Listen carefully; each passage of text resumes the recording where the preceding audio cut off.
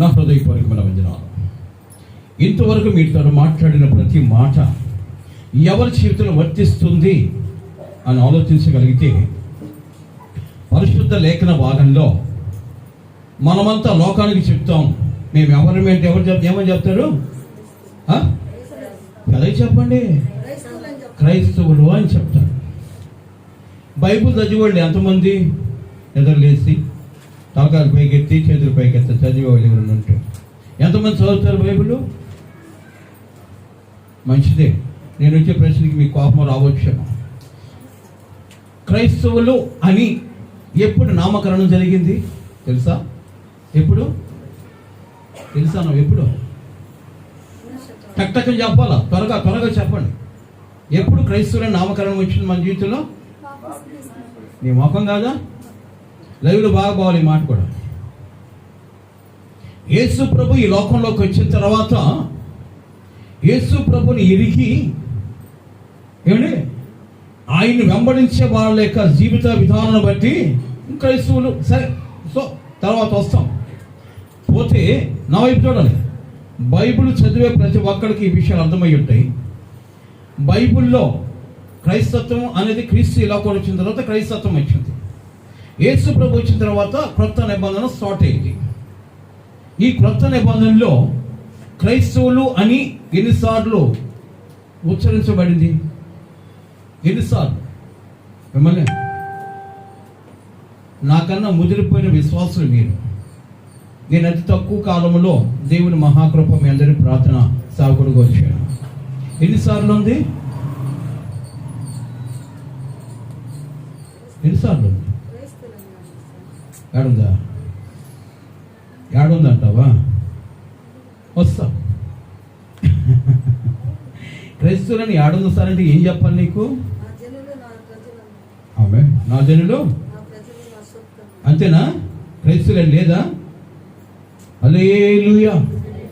యేసు ప్రభు ఈ లోకంలోకి వచ్చిన తర్వాత మత్తయి సువార్త నుంచి వెతుకుతూ వస్తే క్రైస్తవులని 3 సార్లే ఉంది. 3 దగ్గరలే ఉంది. అది ఎక్కడో చూపిస్తాను. ప్రేమని వల్లరా ఎందుకు ఈ క్రైస్తవులని ఎవరిని పిలిచారు అని తెలుసుకుందాం ఈరోజు. ఎవరిని పిలిచారు ఈ క్రైస్తవులు అని అంటే, యేసు ప్రభు ఈ లోకంలోకి వచ్చిన తర్వాత యేసు ప్రభు చేస్తున్న అనేక అద్భుత కార్యాలు, ఆశ్చర్య కార్యాలు బట్టి అనేక మంది ఆయన శిష్యులుగా శిష్యకాన్ని పొందారు. కొన్ని సందర్భాల్లో కొంతమంది ఆయనకు దూరం అయిపోయినప్పటికీ చివరికి 12 మంది మిగిలారు.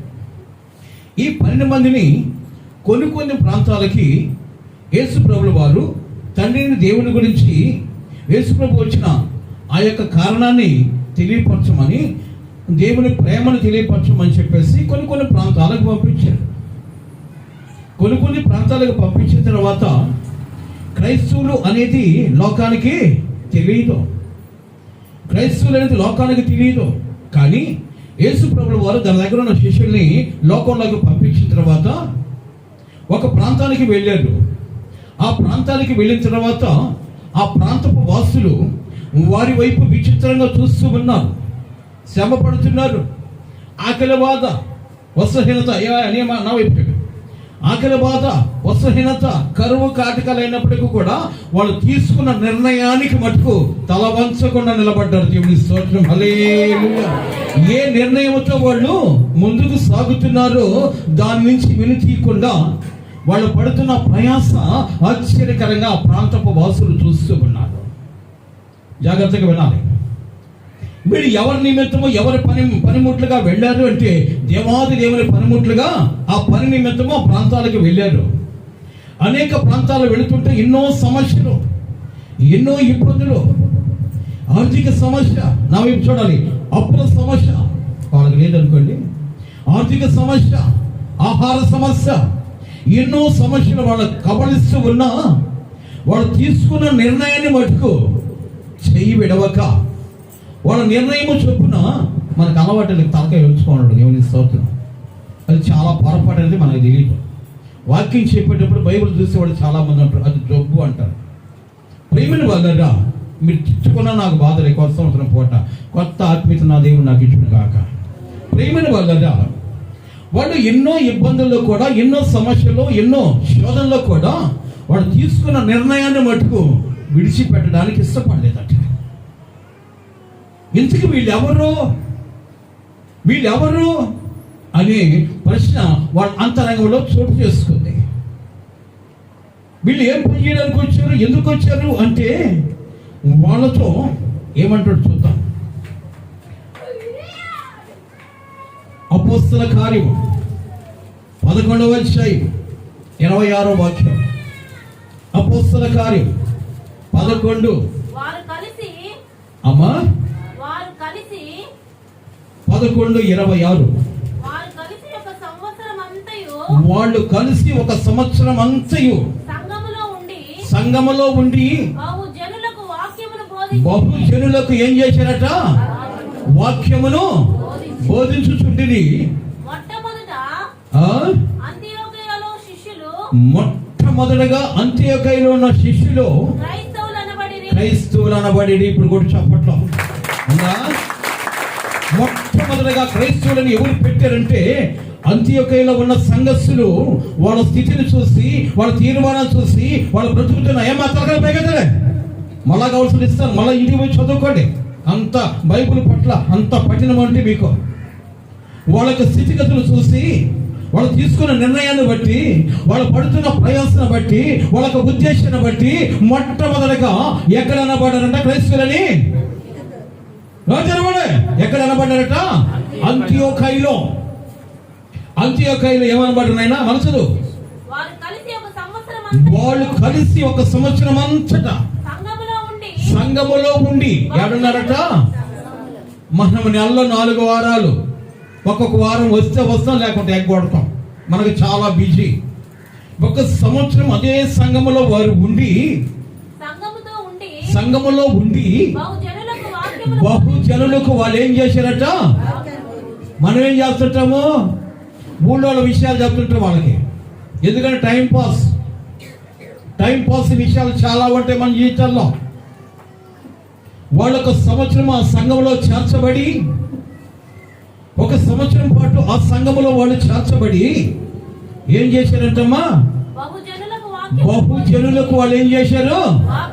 వాక్యమును ప్రకటించింది. మొట్టమొదట అంత్యోకయలో శిష్యులు క్రైస్తవులు అనబడి. దేవుని స్తోత్రం. ఎందుకు అనబడ్డారు క్రైస్తవులు అంటే వాళ్ళ క్రియలలో క్రైస్తవత్వం కనిపించిందంట. దేవుని స్తోత్రం. తలకలిపోయి నీకేం జబ్బా? వాక్యం వినబడుతూ ఉంటే వాక్యాన్ని వినకుండా తలకాయలు ఉంచుకొని బైబుల్ చూసారంటే మీరు వాక్యం వినే రకాలు కాదు. చెప్పుకోవడానికే క్రైస్తవులు. వినటం వలన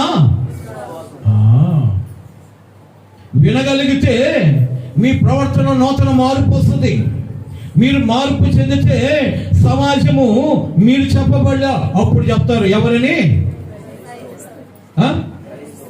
మిమ్మల్ని చూసి, మీ ప్రవర్తన చూసి, మీ నడవడిక చూసి, మీ మాట తీరు చూసి, మీ ఆలోచన చూసి, మీ కనుదృష్టి చూసి, మీరు తీసుకున్న నిర్ణయాన్ని చూసి లోకము చెప్పాలి మీరు క్రైస్తవులు అని. దేవుని స్తోత్రం.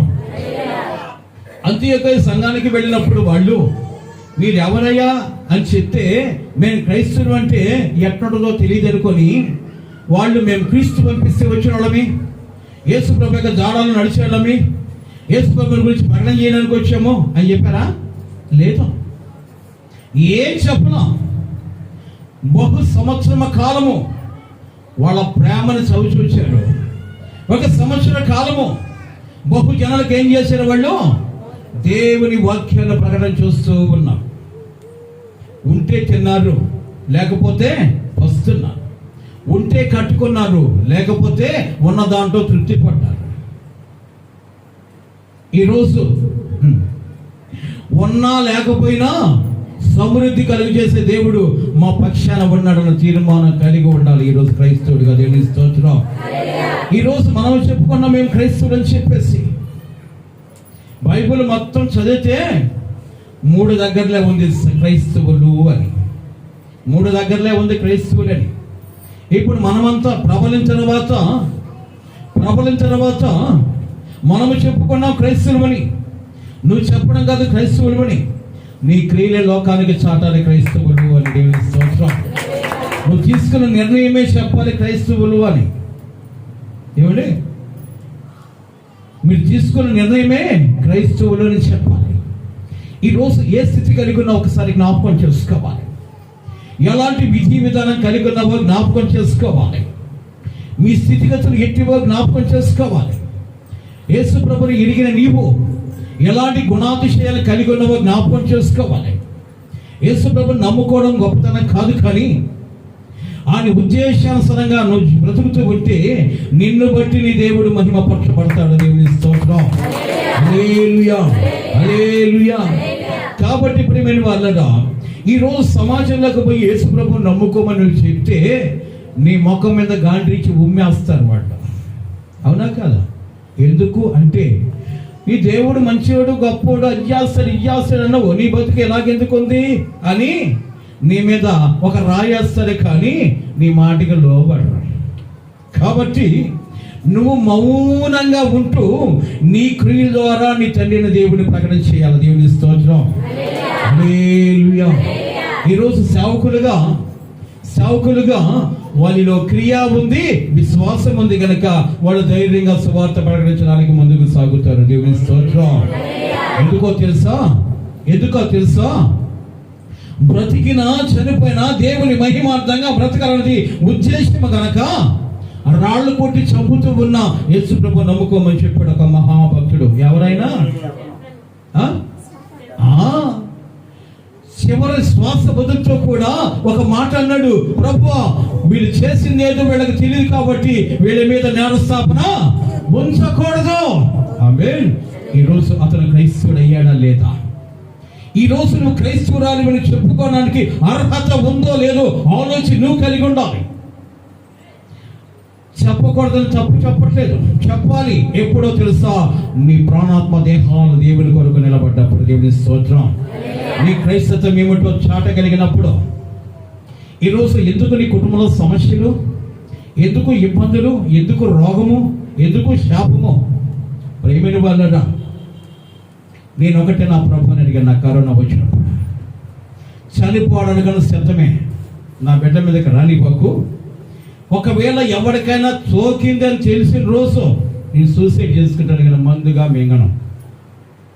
నువ్వే నాకు పరమ వైద్యుడివి, నీ కొరకే నేను బ్రతుకుతున్నా.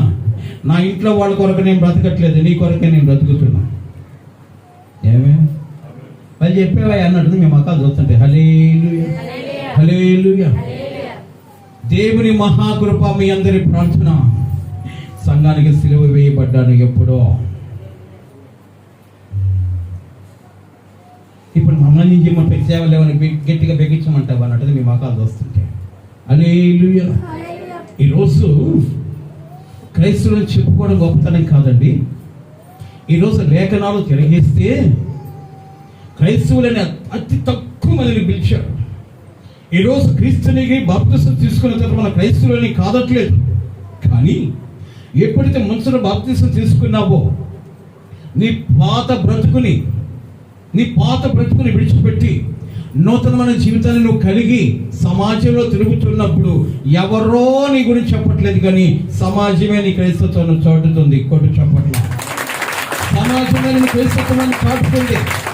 కాబట్టి నీ క్రియలు యావత్తు క్రీస్తువై ఉండాలి. నీ ఉద్దేశం యావత్తు క్రీస్తువలే బ్రతకడానికి ఇష్టపడాలి. సంగమ కొరకు ఏం చేయగలుగుతున్నావు బిడ్డ అని ఆలోచిస్తే ఏం చేయం. సంఘం పట్ల నువ్వేమైనా ఆశ కలిగి ఉన్నావంటే ఏం చేయం. ఇప్పటి వరకు ఏదైనా మీరు చేశారంటే ఏం చేయలే. చేసిన చేతులు ఎత్తొచ్చు. క్రైస్తవులు కదా మనమంతా అండి. క్రైస్తవులు ఏదైనా చేసిన చేతులు ఎత్తండి. కారణం క్రైస్తవులు చెప్పుకోవడానికి వణిగొత్తాం, క్రియలు చూపించడానికి వణిగిరాం. క్రియలు కలిగిన వాడు నిజమైన క్రైస్తవుడు. దేవుని స్తోత్రం. హల్లెలూయా. మీ దర్శనం బాగా లేయడం మందిరానికి ఏదో చేయడం కాదు, అది దేవుని సొత్తు, దేవునికి ఇచ్చాం. నీదేంటి? మందిరం పట్ల ఆశ కలిగి ఉండాలి. ఏం చేయాలా ఈ రోజు నేను అన్న ఆశ. అలాంటి ఆశ ఎప్పుడైతే కలిగి ఉంటుందో దాన్ని బట్టి నీ క్రైస్తత్వం బలపరచబడుతుంది. దేవుని స్తోత్రం. ఎప్పుడైతే మందిరం పట్ల ఆశ కలిగి ఉంటావో దాన్ని బట్టి నీ క్రైస్తత్వం బలపరచబడుతుంది. ఈరోజు అలాంటి మనస్తత్వం నీ జీవితంలో లేనప్పుడు క్రైస్తవులని చెప్పుకునే అర్హత మన జీవితాల్లో లేదు. అంత్యకైలో ఉన్న వారు 1 సంవత్సరము వాళ్ళతోనే నివాసం చేశారట. సంవత్సరం పాటు ఎందుకున్నట్టు మందిరంలో అంటే వాళ్ళు కలిగి ఉన్న క్రీస్తు ప్రేమ ఎటుతో వాళ్ళ ప్రవర్తన ద్వారా ఎదుటి వాళ్ళు తెలుసుకోవడానికి సంవత్సరం నిలబడ్డారట సంఘంలో. ఎవరోళ్ళు? అపోస్తలులు. దేవుని ఎరిగిన వారు, దేవుని కొరకు ప్రాణత్యాగం చేయగలిగిన వాళ్ళు అపోస్తలులు. ఈ అపోస్తలులు అంత్యకయలోకి వెళ్ళి ఆ సంఘములో ఎంతసేపు ఎన్ని రోజులు ఉన్నారటమా? సంవత్సరం పాటు ఉన్నారట.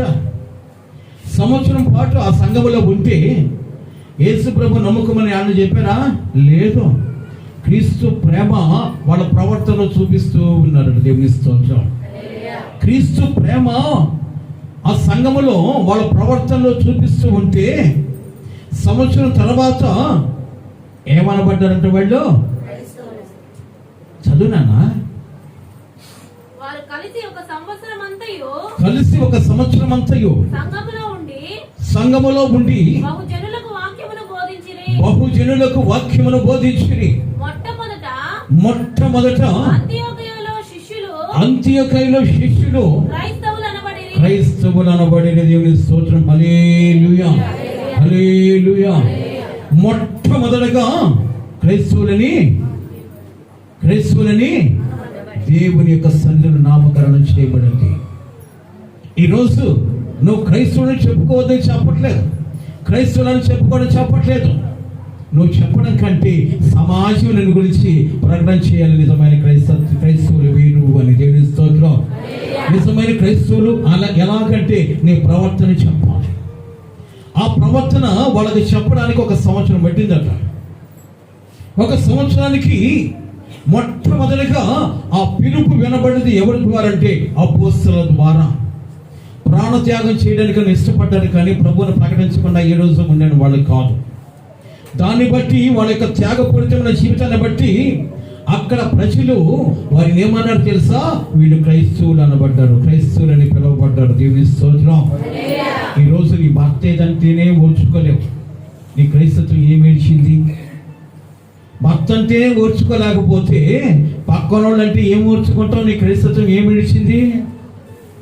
నీ భార్య ఏదో తొందరపడకు మాట అన్నదనుకో, ఎంతటి అహంకారమే నీకు, ఎంత ఖండకావరమే నీకు. మగవాడిని అంటావా అని చెప్పేసి మోకాడుతో కొమ్మి ఎడుకొచ్చి నజరేయుడా నా యేసయ్యా ఎన్ని యుగాలకైనా ఆరాధ్య దైవము నీవేనని సాయంకాలం పోయి కోరవగొమ్మత మాట్లాడుతాను. బతుకోలేడా? మీరు గదిలి మీరు మనుషుడు. దేవుని స్తోత్రం. హల్లెలూయా, హల్లెలూయా. క్రైస్తవులు అనగా సహనములు క్రైస్తత్వాన్ని చూపించగలగాలి. కొట్టు చెప్పండి. ప్రేమలో చూపించాలి, సహనములో చూపించాలి, సహనములో చూపించాలి, దాతృత్వములో చూపించగలగాలి. దేవుడికే ఇవ్వకపోతే పక్కన మీరు మొక్కలు మీరేమి ఇస్తారో దేవుడికి ఇవ్వాల్సిన ఇవ్వాలి. ఏంటి పొడిచి చెప్తున్నావు అన్నట్టుంది. ఇకనైనా బుద్ధి తెలుసుకొని క్రొత్త సంవత్సరము క్రొత్త ఆశీర్వాదాలు అనుభవించండి.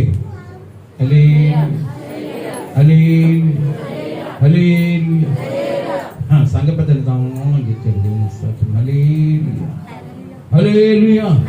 ఏ స్థితి కలిగి ఉన్నా ఒకసారి జ్ఞాపకం చేసుకోవాలి. ఎలాంటి విధి విధానం కలిగి ఉన్నావు జ్ఞాపకం చేసుకోవాలి. ఏ స్థితిలోనైనా సరే దేవుని కందస్తులను తప్పించుకోలేవు.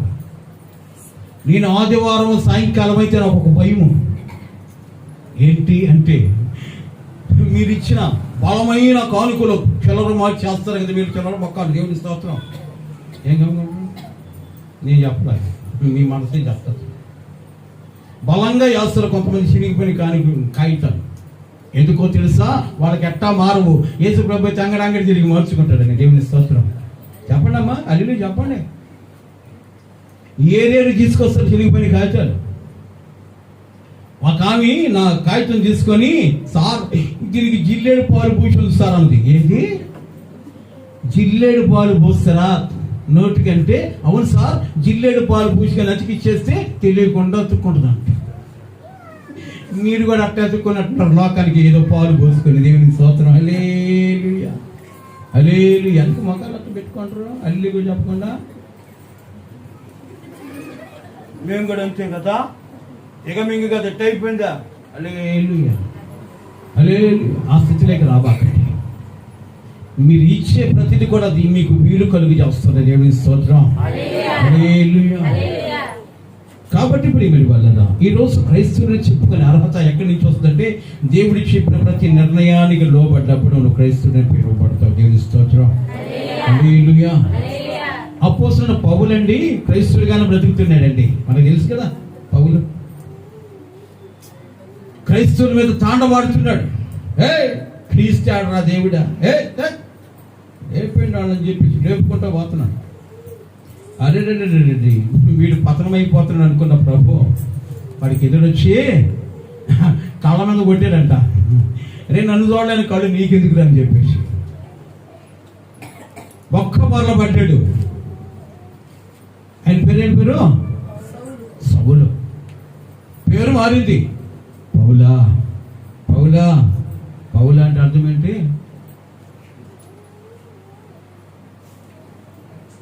పౌలా అంటే అర్థం ఏంటి? మిమ్మల్ని ఇప్పుడు ఆ లైవ్లో చూసేవాళ్ళు అనుకోరా, నీ సంఘం మీద నా మొఖం, వాళ్ళ మొక్కల మీద నా ఉమ్మేయ్యా నాల వాళ్ళు అనండి. అయ్యా పర్లేదు. దేవుని స్తోత్రం. ఆ పదాన్ని కూడా గుర్తుపెట్టుకోవాలి. కొందరు మళ్ళా క్రైస్తవులు అంట. దేవుని స్తోత్రం. క్రైస్తవులైతే దేవుని క్రియలు కానీ జ్ఞాపకం చేసుకుంటుంటారు. పౌలా అనడానికి గల కారణం ఏంటి? పౌలా అంటే అర్థం ఏంటి? తలకాల పైకి ఎత్తన్నా మాడేం లేదులే. నీ మొహం కాదా? దేవుని స్తోత్రం. అప్పుడప్పుడు తిట్టించుకుని అక్కడ బాగుంటుంది నీకు ఆశీర్వాదం. పౌలా అంటే అర్థం ఏంటి? మిమ్మల్ని పౌలా అంటే అర్థం ఏంటి? ఈ పక్క వచ్చా నిన్ను కాదయ్యా. పౌలా అంటే అర్థం ఏంటి? హల్లెలూయా హల్లెలూయా. అది కూడా తెలీదా? హల్లెలూయా కూడా రాలని పెట్టుకుండా పౌలా పిల్లవాడా, పసిపిల్లవాడా అయిపోయాడు. ఇప్పుడు పౌలా అంటే అర్థం ఏంటి? పిల్లవాడని ఎందుకు పిలిచేవంటే ఇప్పుడు చేసిన పనికి మాలిన పనులన్నీ పిల్లవాడు చేసిన పనులే చేసేవరా. దేవుని స్తోత్రం. ఇప్పుడు వరకు మీరు చేసిన దొంగ పనులన్నీ పిల్లకాయలు చేశారు. ఇక నన్ను పెద్దవాళ్ళు చేసి పనులు చేయండి. కొట్టండి చప్పట్ల. ఈ సౌండ్ ఎట్టుందా? మా వల్ల కాదులే అన్నట్టు.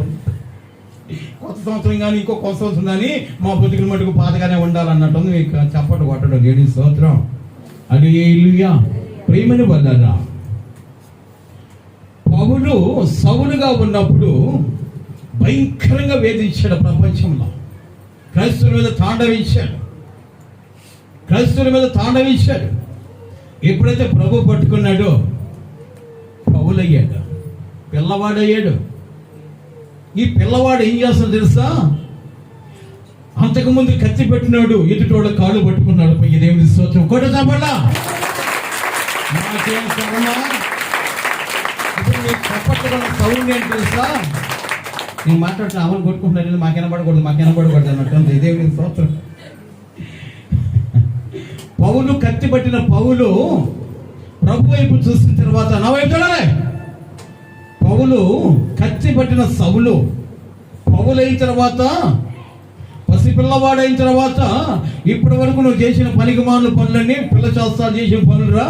ఇక్కడి నుంచి నీ బుద్ధి స్థిరపరుచుకొని నా మాటకు లోబడి గొప్పవాడిగా నిలబడు అని చెప్పిన తర్వాత ఈ పిల్లవాడు ఏం చేసేది తెలుసా? కత్తి అక్కడ పడేసి ఎదుటి వాళ్ళు కాళ్ళు పట్టుకుని అయ్యారా మీ కాళ్ళు పట్టుకుంటా. ఎందుకు వచ్చింది ఇంత స్థితి అంటే కళ్ళు గానక అహంకారముతో ఊగిపోతూ ఇంతవరకు నా దేవుడైన యెహోవాకి వ్యతిరేకంగా బతికా. ఇక ఉన్న బ్రతుకు యావత్తు నా ప్రభు కొరకు బ్రతుకుతానయ్యా, మీరు కూడా బ్రతుకు బ్రతకండి అయ్యా, లేకపోతే యెహోవా ఉగ్రతకి ఎవడో నిలబడ్డో. ఇప్పుడు కూడా చప్పట్లు. ఆయన ఉగ్రత దినమ రాకపోతే నీ క్రైస్తవం ఏంటో కాపాడుకోవడానికి ఇష్టపడు. క్రైస్తవుడిగా చెప్పుకోవడం కాదు, నీ క్రియలో క్రీస్తు కొరకు నిలబడగలిగితే నీ క్రియలో నిన్ను క్రైస్తవులుగా లోకమే చాటగలిగిన కృప దేవుడు కలుగు చేస్తాడు. ఈరోజు క్రిస్మస్ వచ్చిందని స్టార్లు కట్టుకుంటే క్రైస్తవులు కారండి. క్రిస్మస్ వచ్చిందని చెప్పేసి కొత్త బట్టలు వేసుకొని వస్తున్నాహో సారీ ఏమంటారు, happy happy happy Christmas, happy Christmas అన్న తర్వాత ఏ క్రిస్మస్ నీ బ్రతుకులేక రాదు. నిజమైన హ్యాపీ ఎలాగో తెలుసా, నీ క్రైస్తత్వంలో ఉంటుంది. ఇప్పుడు కొట్టు చప్పట్లు. లేని దాన్ని పుణుకోవడం గొప్పతనం కాదు, కానీ ఉన్నదాన్ని కాపాడుకోవడం నిజమైన గొప్పతనం. దేవుని స్తోత్రం. ఏముందో తెలుసా, యేసయ్య నామములో శక్తి ఉంది. దాన్ని కాపాడుకుంటే క్రైస్తత్వం ఏంటో మీ ద్వారా బయటికి రావాలి. ఈరోజు ఆ బిడ్డ అన్నది సంఘము పెరిగితే ఎలాగని, నిజంగా సంఘం పెరగాలంటే ఇక్కడ ఉండబడ్డ నువ్వంతా దేవుని కొరకు పాటు పడాలి. ఎంతమంది పాటు పడుతున్నారు ఇప్పుడు చెప్పండి? ఎంతమంది పాటు పడుతున్నారు? ఎవరన్నా ఏదైనా నోరు దాచి అన్నారనుకో, ఇక రాళ్ళే రాళ్ళు, పూలే పూలు. దేవుని స్తోత్రం. హల్లెలూయా హల్లెలూయా. సహనం క్రైస్తవుని మొట్టమొదటిగా నిలబెట్టేది సహనం. సహనము లేని వాడు క్రీస్తుని చూపించలేడు. సుందరమైన దేహాన్ని నాగడసాల వెళ్ళి దున్నుతూ ఉన్న సహాన్ని సహించాడు. ఎందుకో తెలుసా, నీ పాపాన్ని భరించాడు ఆయన. నీ కొరకు తన దేహాన్ని ఇచ్చాడు, తన ప్రాణాన్నే ఇచ్చాడు. ఎందుకో తెలుసా, నువ్వు నూతన పరచబడి నిజమైన క్రైస్తత్వం నిలబెట్టుకుంటావని. దేవుని స్తోత్రం. ఇంకైనా నిలబెట్టుకోగలుగుతున్నావా? ఇంకా వేషాలు వేస్తున్నావా? నువ్వు అనుకోవచ్చు 2020లో కూడా మేము బాగా హ్యాపీగా ఉన్నాం, 2021 మాకేం చేస్తుంది అంటారేమో. పోయిన కరోనాకి మించిన కరోనా బయటకు వచ్చింది తెలుసా మీకు? భయంకరమైన స్థితి. దాని నుంచి ఏ డాక్టర్ తప్పించలేడు. పరమ వైద్యుడైన ప్రభు తప్ప ఇంకెవడు తప్పించలేడు. కనుక నీ క్రైస్తత్వాన్ని కాపాడుకోగలిగితే, నీ క్రైస్తత్వాన్ని కాపాడుకోగలిగితే, నీ దేవుడు నీ ద్వారా మహిమపరచబడితే ఏమండి, ఆ మహిమ నీ బ్రతుకుని ఉన్నతమైన స్థితిలో ఉంచి నీ రోగ శాపాలను తొలగించి నీకు క్షేమాన్ని కలుగు చేస్తాడు. దేవుని స్తోత్రం. హల్లెలూయా. కాబట్టి ఈరోజు క్రైస్తవులు అనగా ఎక్కడి నుంచి వచ్చారంటే వాళ్ళ సహనాన్ని బట్టే, వాళ్ళు తీసుకున్న తీర్మానాన్ని బట్టే, వాళ్ళు కలిగి ఉన్న ఆ యొక్క ఉన్నతమైన స్థితి, వాళ్ళ కడుపు కూడా తల నుంచి నిజమైన క్రైస్తత్వం బయటకు వచ్చింది. 1 సంవత్సరం పాటు పడ్డారంటే ఆ సంఘంలో క్రీస్తుని చూపించడానికి. 1 సంవత్సరం పాటు ఏమ్మా 1 సంవత్సరం పాటు పడ్డారంటే క్రీస్తుని చూపించడానికి ఆ సంఘంలో. మరి మీ పరిస్థితి ఏంటి? మీ పరిస్థితి ఏంటి? తిరిగి ఆదివారం దాకా మనం కనపడం కదా మందిరంలో. క్రైస్తవులు కదండి, చెప్పుకోవడానికి క్రైస్తవులు కాదండి. సిగ్గు శర ఉండాలండి క్రైస్తవులకి. క్రీస్తుని గురించి ప్రకటించాలంటే రోషము కలిగిన వాళ్ళు, క్రీస్తు కొరకు నిలబడగలిగిన వాడు క్రీస్తుని గురించి ప్రకటించాలి. క్రీస్తుని గురించి ప్రకటించేటప్పుడు ప్రభు అంటాడు, వ్యర్థముగా నా నామం ఉచ్చరించేవాడు శాపగ్రస్తుడు. ప్రభు అని పిలిచి ప్రతివాడు పరలోక రాజ్యానికి చేరడు, కానీ నా తండ్రి చిత్తానికి లోబడేవాడు పరలోక రాజ్యానికి అర్హుడు. దేవుని స్తోత్రం. హల్లెలూయా. ఈరోజు క్రైస్తత్వం అంటే ఏంటి అంటే ఏదో చెప్పుకోవడం కాదు, చేసి చూపించగలగాలి. రాత్రి కూడా ఒక మాట చెప్పాను, క్రైస్తవుడు అనగా ఎవరంటే నిజమైన క్రియ కలిగిన వాడు క్రైస్తవుడు. దేవుని స్తోత్రం. హల్లెలూయా. యేసు క్రీస్తుని లోకంలోకి వచ్చాడు నామకరణ ధరించి. ఆయనకి సాక్షిగా రవ్వంతని నువ్వు బ్రతకడమే నిజమైన క్రైస్తత్వం. కాబట్టి 1 సంవత్సరం ఆ సంఘములో చేర్చబడి శ్రమల్లో నిందల్లో వాళ్ళ సహనాన్ని చూపిస్తూ క్రీస్తుని పరిచయం చేసిన తర్వాత ఆ ఊరు వారు అన్నారట, వీళ్ళ నిజముగా క్రైస్తవులు అని. దేవుని స్తోత్రం. హల్లెలూయా. ఇప్పుడు సమాజానికి నువ్వు పరిచయం చేసుకుని నేను క్రైస్తవునని కుదరతాం. నీ సాక్ష్యాన్ని ఎదుటివాడు పంచడమే నిజమైన క్రైస్తత్వం. ఒక్క మాట చెప్పి సమయాన్ని ముగిస్తాను. ఇంకొక మాట, అది అపోస్తల కార్యము 20వ అధ్యాయం 28వ వాక్యం. 20వ అధ్యాయం 28వ వాక్యం. దేవుడు అపోస్తల కార్యం 20వ అధ్యాయము 28వ వాక్యం. దేవుడు తన స్వరము ఇచ్చి తన స్వరక్తం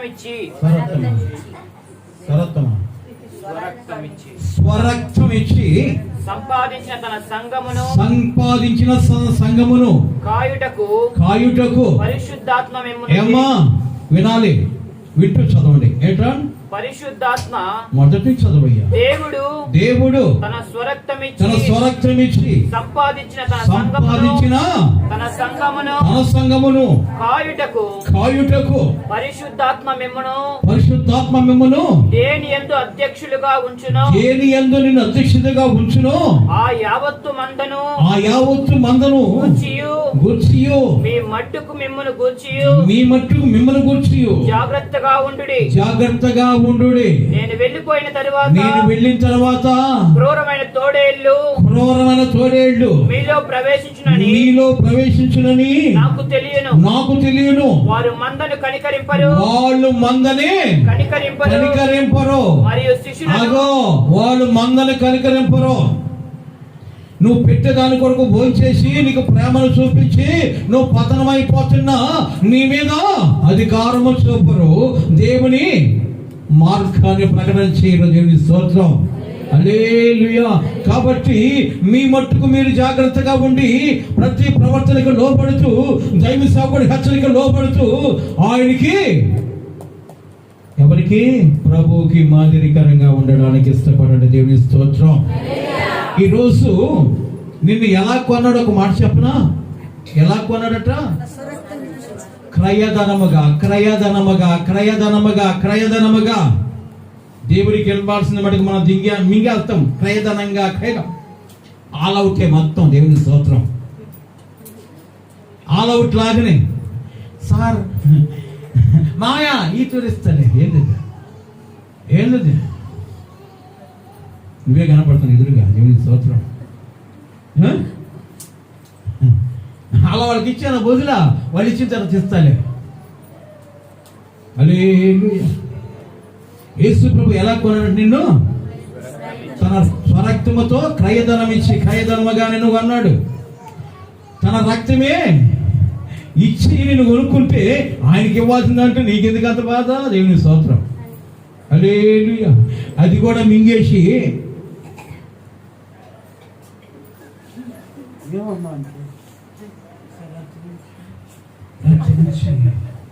కళ్ళు బయటకు వస్తుంది, పొట్ట ముందుకు వస్తుంది. దేవుని స్తోత్రం. హల్లెలూయా. ఇప్పుడు రాదు, వస్తుంది. నేను అని చెప్తలే, మీకు కూడా రప్పించండి. దేవుని స్తోత్రం. హల్లెలూయా. పొట్ట బయటకు వచ్చి కళ్ళు బయటకు వచ్చిన తర్వాత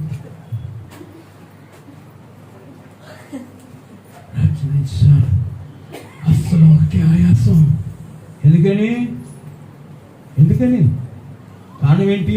నీకు ఇచ్చిన నువ్వు తినకుండా ఆయనది కూడా తిన్నావే. ఆ రక్క దేవుని స్తోత్రం. పులిసిని పిండిని బతుకులో ఉంది కాబట్టి పులిసిపోయి ఏమైంది? కడుపు బాత్రూమ్ డోర్ తిని వేయను అయినా కూడా తాగలేదు సార్. దేవుని స్తోత్రం. డాక్టర్ కాడికన్నా బాగుపడితే అడగపోతే ఎట్ట తాగదు, నీకు బతుకు తాగదు. అడగపోతే ఏదో 2 గులికలు ఇచ్చాడు సార్. ఏం గులికలు? పొలంలో వేసేయి గదిలే మాత్రలో వచ్చిన మింగినా కూడా తగ్గలేదు సార్. ఎందుకు తగ్గుద్ది? అది కక్కేదాకా. ఏది కక్కాలి? ఏది దేవుడికి ఇచ్చే భాగం కక్కేదాకా. దేవుని స్తోత్రం. హల్లెలూయా. హల్లెలూయా. క్రైస్తవులంట మీరు కదలే, మీరు మంచోళ్ళు. కొంతమంది క్రైస్తవులు చిక్కు మళ్ళీ క్రైస్తున్నట్టు మీలాగా. దేవుని స్తోత్రం. హల్లెలూయా. ప్రేమను వల్లరా యేసు ప్రభు తన సంఘాన్ని ఏమి ఇచ్చుకున్నాడు? స్వరక్తం ఇచ్చి కొన్నావు. ఇంకేదైనా మిగిలింటే ఆ బెడ్ బ్యాంకులు అమ్మేసి ఆ డబ్బు కూడా నాకు తెచ్చి నేను మోకాలు ఉన్నట్టు మీ మోకాలు కొట్టండి. ఇప్పుడు తప్పండి. ఎందుకు పెట్టట్టు వీళ్ళు? నిజమే కదా. ఆయనకి ఏదైనా లాస్ట్ లో ఒక 2-3 ఔన్సులు అంటారా, ఎంఎల్ అంటారా,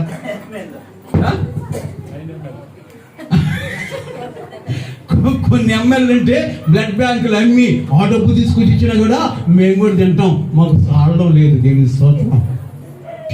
ప్రేమని వల్లగా క్రయధనం ఇచ్చి నేను కొన్నాడు బిడ్డ.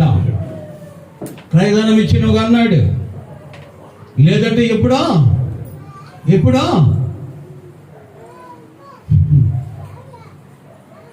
నేను మోసుకొని పోవాల్సింది.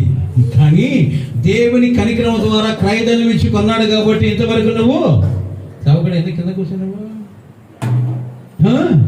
క్రయదానం ఇచ్చాను కొన్నాడు కాబట్టి స్వరక్తం ఇచ్చి కొనుక్కున్న క్రీస్తు సంఘమై ఉన్నావు. ఇప్పుడు గుట్టు బలంగా చెప్పటం. క్రీస్తు స్వరక్తం ఇచ్చి ఆయన నిన్ను కొన్నాడు కనుక ఏ స్థితి కలిగి ఉన్నావు బిడ్డ? చేతులు జోడిస్తున్నాను. క్రైస్తవుడు నువ్వు చెప్పడం కాదు, సమాజమే నీ క్రైస్తత్వం ఏంటో ప్రకటించాలి. సమాజం ప్రకటించాలి. మొట్టమొదటిగా వాళ్ళ క్రియ బయలుదేరింది ఎక్కడంటే అంతియోకియ సంఘంలో. ఈరోజు మొట్టమొదటిగా నీ క్రియ ఈ సంజయ్ గాంధీ నగర్లో బయలుదేరాలి. కొట్టు చప్పట్లు.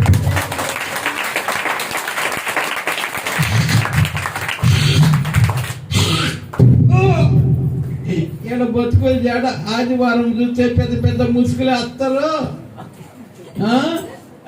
ఆదివారం చూస్తే పెద్ద పెద్ద ముసుగులేసి నీవు లేక నిమిషమైనా అప్పుడు వేసే అబ్బా ఎంత వేషధారి నువ్వు, ఎంత వేషధారిరా నువ్వు. అప్పుడే నేను లేకపోతే నువ్వు బతకలేవా?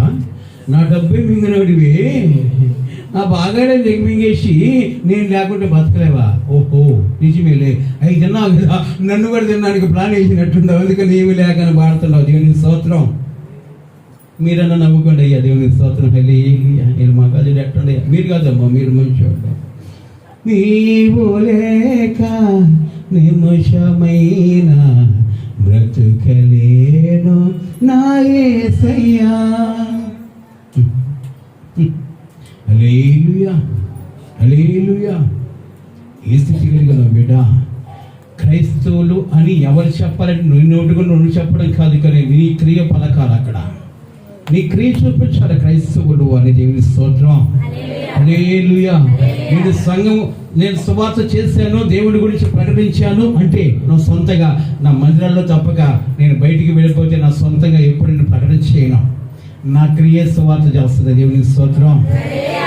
నేను అప్పుడు అనుకుంటాను, ఈ గెటప్ నా దేవుడైనా కనుక కారణం ఏంటంటే నువ్వు చెప్తే ఎవరు ఎన్నరా నీ క్రియే నన్ను గురించి ప్రకటించాలి. నేరుగా ఒక్కొక్కటి చూస్తున్నాను.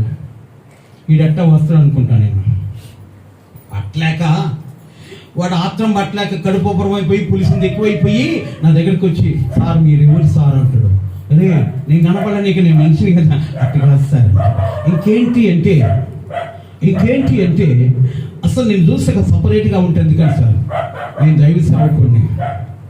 మరి మీ సేవకులు తక్కువ బుక్ వేసుకొని తిరగతుంటే మరి నీ పరిస్థితి ఏంటి? తక్కువ గిక్కేసుకొని తిరగతుంటారు నీ పరిస్థితి అంటే వాళ్ళతో నాకు పని లేదు. నేను ఆయన వాడుకునే పాత్రనై అన్నా. దేవుని స్తోత్రం. హల్లెలూయా. అక్కడి నుంచి సువార్త నేను ప్రకటన చేస్తాను. ఒక్కొక్కడు అంటాడు నన్ను, సార్ ఈ విధంగా చెప్తే తప్పకుండా మారుతారు సార్.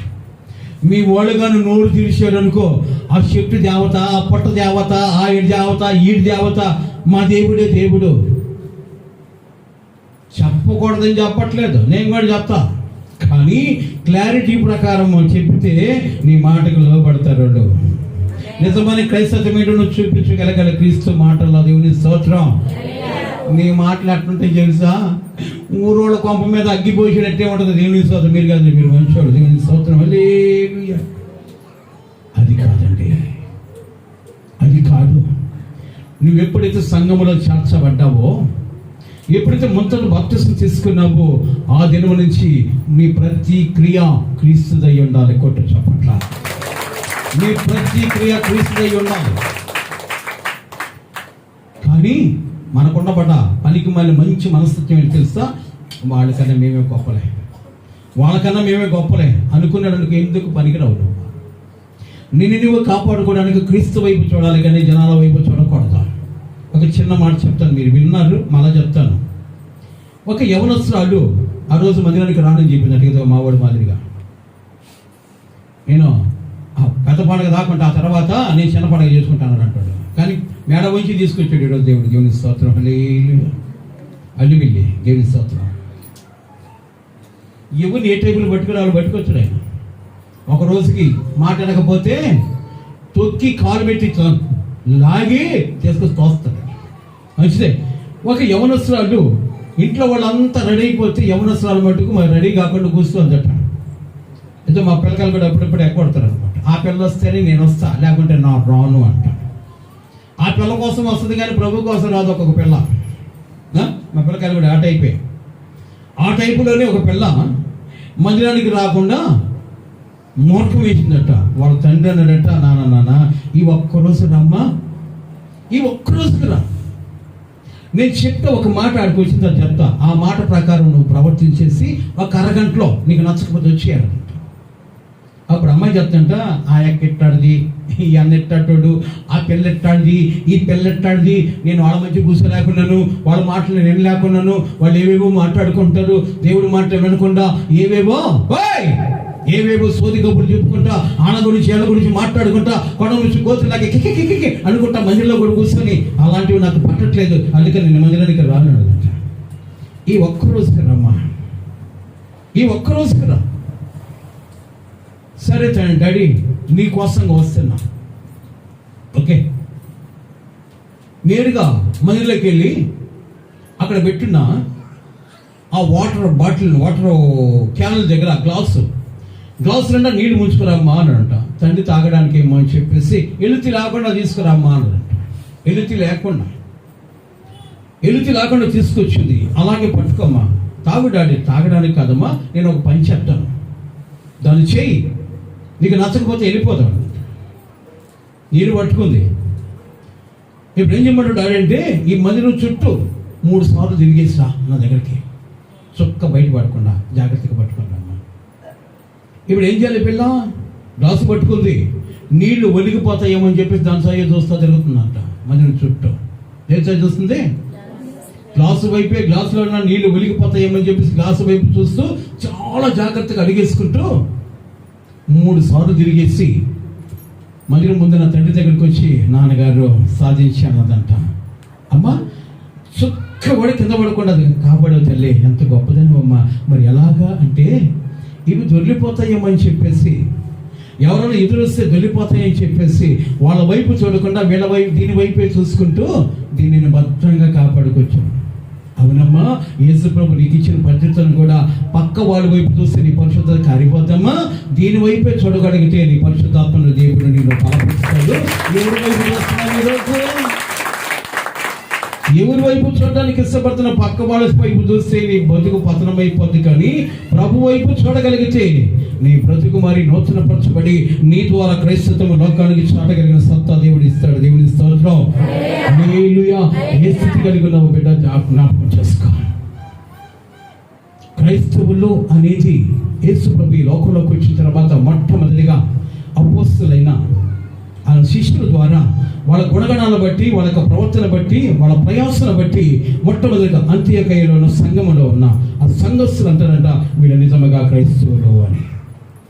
ఈరోజు సంఘం నుంచి బయటికి పోతుంటే నీ నడవడికలో క్రీస్తు కనబడాలి, నీ మాట తీరులో క్రీస్తు కనబడాలి, నీ ఉద్దేశాల్లో క్రీస్తు కనబడాలి. టైం పాస్ వరకు ఇంట్లో కూర్చొని మాట్లాడలేము, కానీ టైం పాస్ వరకు ఆడకేళ్ళకి వెళ్ళిపోయి టైం పాస్ చేస్తాం.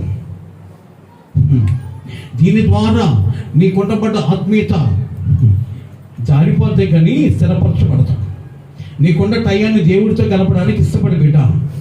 అలాగ నువ్వు ప్రార్థించగలిగితే నీ ప్రవర్తన వేరొక మార్పు రాక ప్రభువుకి సాక్షిగా నువ్వు ఉంటావు. అట్టి కృప దేవుడు నీకు కలిగి చేయను గాక.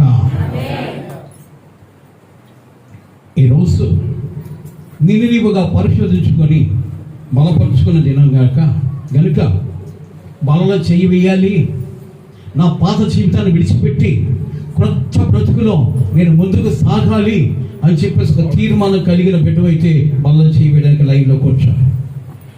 లైన్ వే త్వరగా.